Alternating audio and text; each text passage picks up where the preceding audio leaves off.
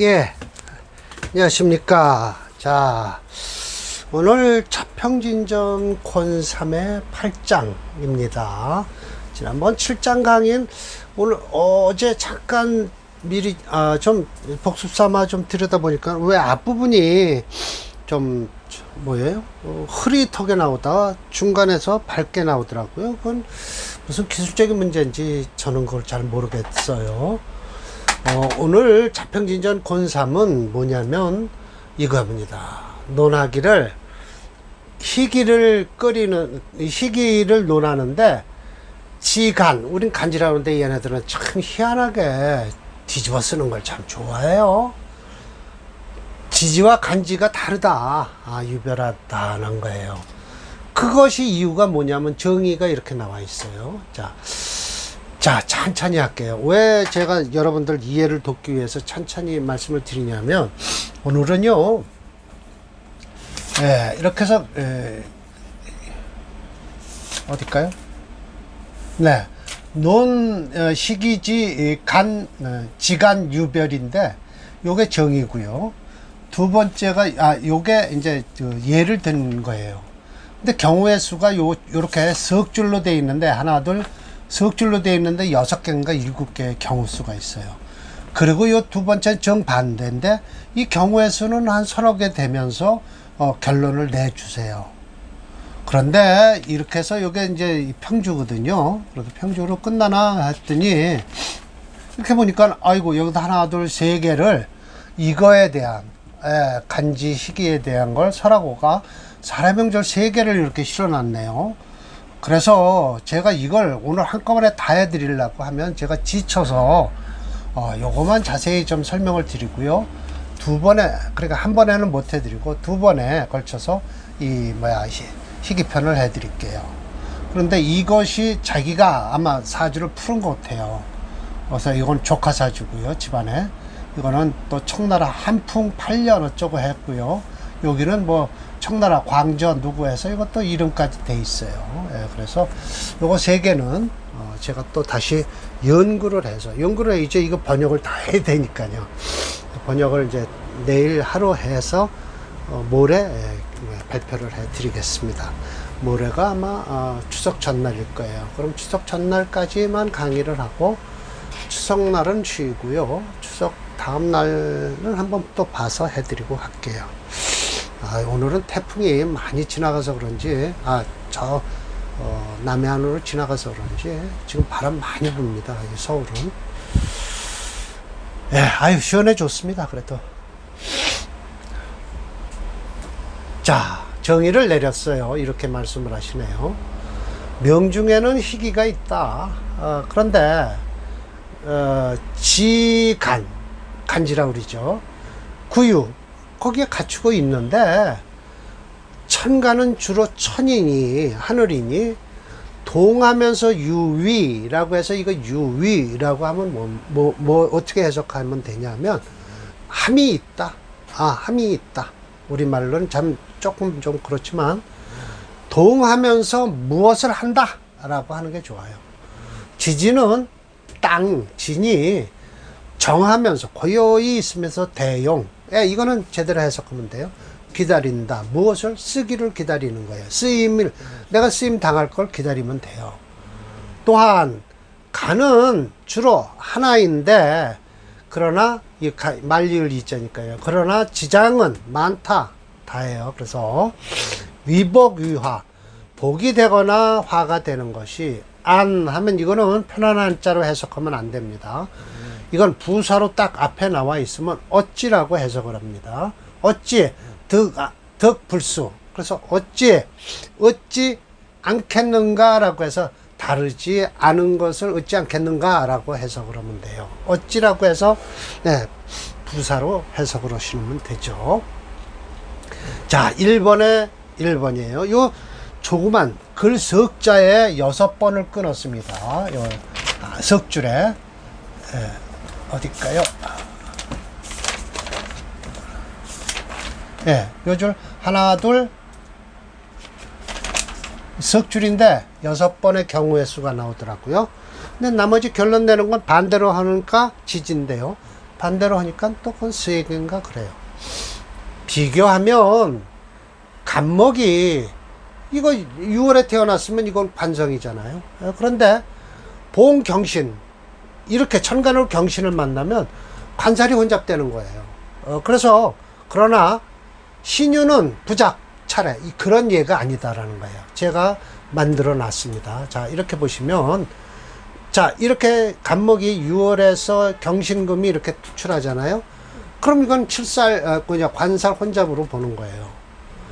신은 역시 이 신금의 왕지임으로써 이거 지지의 신자, 천간의 신자죠.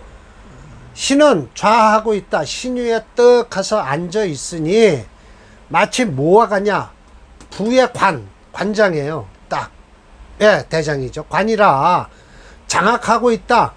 도의 이거 인은 뭐죠? 예, 결재권. 예, 결재권을 신금이 딱 붙들고 있다는 거예요. 이렇게 만들어 놨습니다. 자, 이래요. 예. 신과 유는 두 부인데 이 신금이 꽉 하니 정관이다 라고 해서 붙들고 있지 이걸 관살혼잡이라고 하질 말아라 라는 거예요. 그러나 무게중심 이론으로 딱 달면 이 사주는 금체예요. 금체. 화를 쓸 수밖에 없어요. 화목용조. 화목용조로 써이죠. 그거 없으면 어떻게 해요? 수 써이죠 뭐. 자, 격국론을 하고 있습니다. 심혜천 선생이 아주 정확하게 설명을 하고 있는 거예요. 자, 봉 두 개, 그럼 저 경신을 만났을 때는 관살혼잡이라고 그러고, 이 두 신금을 만나면 어떡하냐? 이건 관이 중하게 범하는 것이니 이것도 안 좋다. 그러나 이 유는 어쩌냐? 두 개의 유는 부작차례 이와 같이 얘기하지 말아라 이거야. 이거는 그냥 금이 강하다는 뜻이에요. 신은 좌이유 두 개의 유금에 딱 신금이 앉았으면 일부가 일부가 섭정하는 것이다. 예, 하나의 정부가 두 개의 군을 섭정한다. 여기저기를 섭정하는 것이지 혼잡이라고 하지 말아라라는 거예요. 그래서 이렇게 이걸 만들어 놨고요. 아니죠. 그러면 신자 이 유유 두 개는 만들어 놓질 않았네요. 이 유를. 예.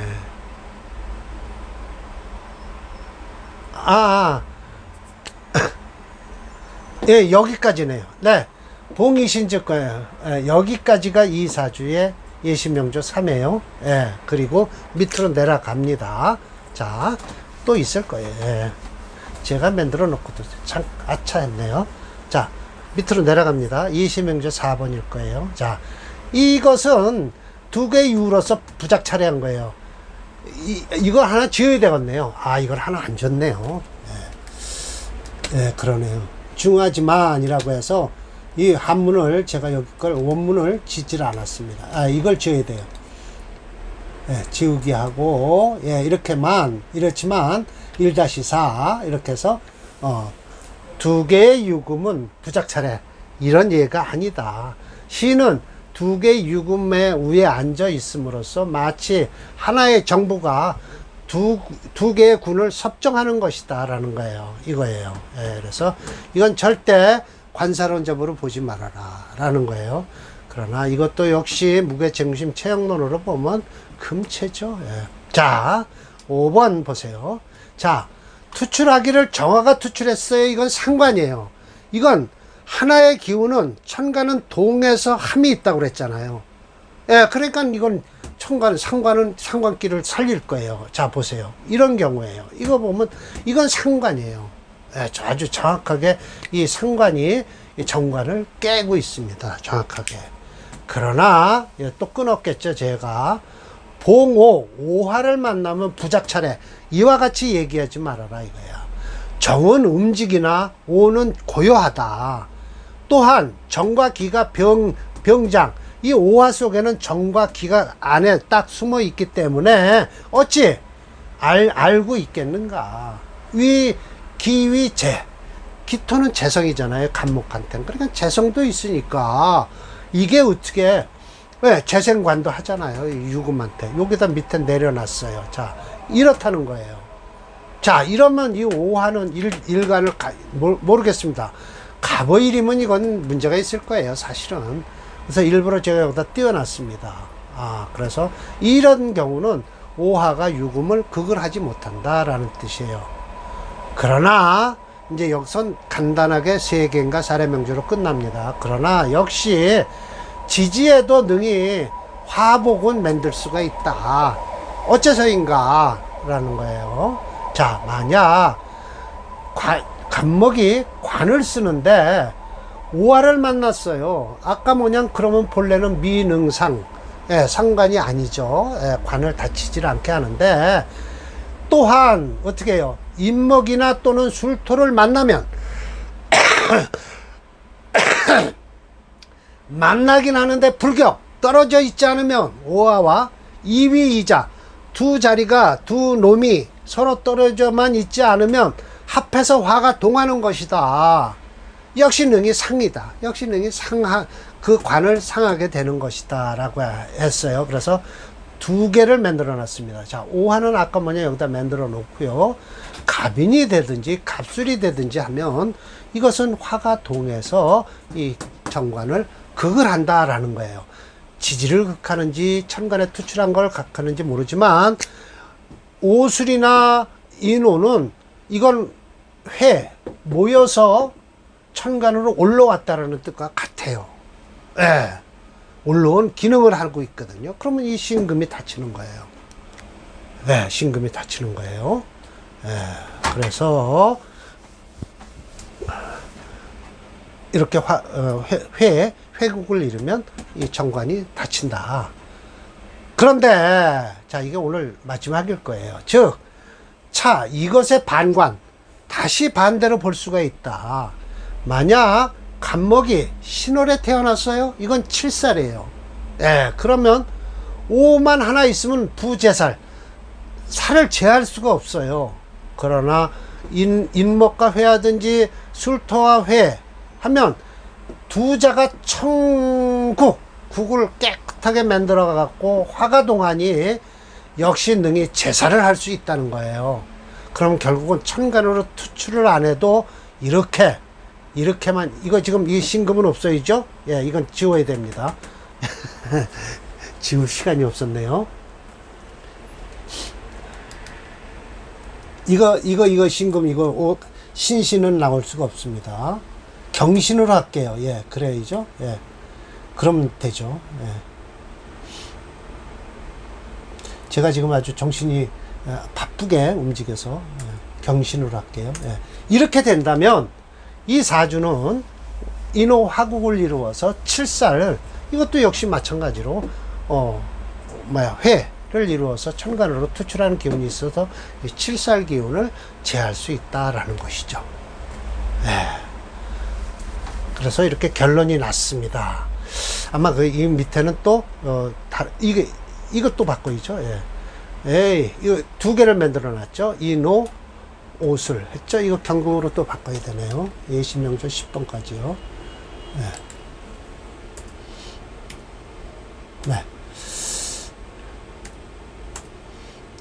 이렇게 하면 이 오술이 되든 인호가 되든 합이 돼서 천간으로 투출해서 이 경신금을 아주 꼼짝 못하게 할 수 있다라는 것이죠. 오늘 예시명제 10개 만들으라고 어제 아주 밤을 샜습니다. 그래서 요건 둘로 나눠, 9번인가요? 9번인가요? 8번인가요? 9번인가요? 8번, 8장은 다음 강의는, 설하고가 애써서 이렇게 어디 한번 이걸 제가 잘 읽어서 해석을 해갖고 사례명조 3개를 2부, 그러니까 첫 번째 강의, 두 번째 강의를 나누어서 한번 이걸 3개만 한번 다음 강의에 풀어드릴게요. 그러니까 모레겠죠. 내일은 적천수천미를 하고요. 모레 추석 전날 마지막으로 이걸 하나 풀어드릴게요. 3개를 풀어드릴게요. 전부 자기 아는 사람이래요. 아는 사람이니까. 그러나 지난번에 아는 사람도 잘 못 풀었잖아요. 잘 못 풀었잖아요. 이 사주가 이게 왕이 부작이라고 하는데 말도 안 되죠. 첫 번째 딱 나온 거요.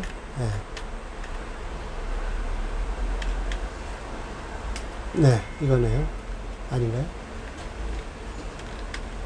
네, 하나 있어요. 예. 지가 또 잘난 척하고 하나. 예, 찾질 못하겠네요.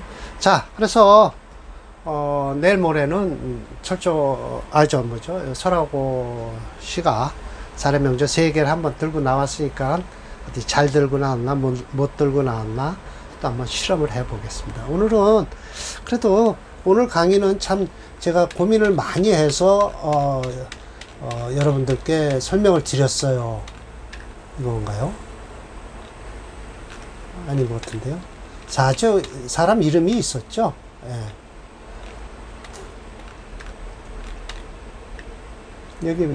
여긴 7장. 아, 여기네요. 맞네요. 요문부. 예. 이 사주가,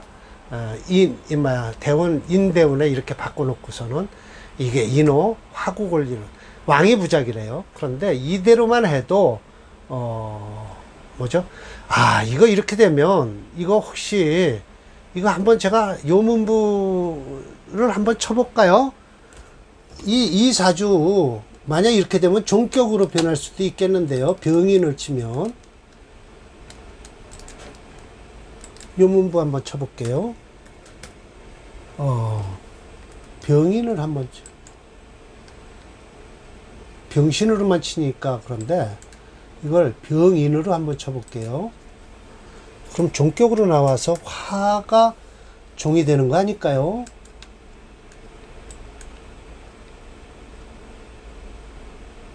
아, 그래도 금명신이네요. 화체 수금용조의 금수, 금용신이에요.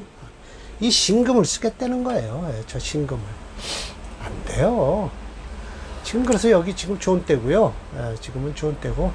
이운은 좋을 리가 없어요. 아마 이운에 좋으면 모를까. 이게 여문사 됐다는 데가 이 인운이라고 그러는데, 인운 때는 절대 될 리가 없어요. 이 자축운은 그래도 괜찮겠죠. 들어와서 이 축운이 좋죠. 화를 딱 끌어들이니까요. 자운은 좌우충이 되는데 해운도 이거 안 좋아요. 인해 한몫을 하고 해서 좌우는 또 좌우충을 화를 너무 지나치게 충을 하고요. 예, 그래서 요문부 이 사람 사주를 이게 왕이 부작이라고 뭐죠? 병인, 그러니까 병인 일을 병신으로 바꿔야죠. 네, 병신으로 바꿔놔야죠. 왕이 부작이라. 네, 병신으로 바꿔도 이거 화체예요. 네, 화체. 수금용조예요. 금수. 네, 금용신. 똑같습니다. 참 설하고 사주 볼 줄 모르죠. 예, 오늘 강의 이걸로 마치겠습니다.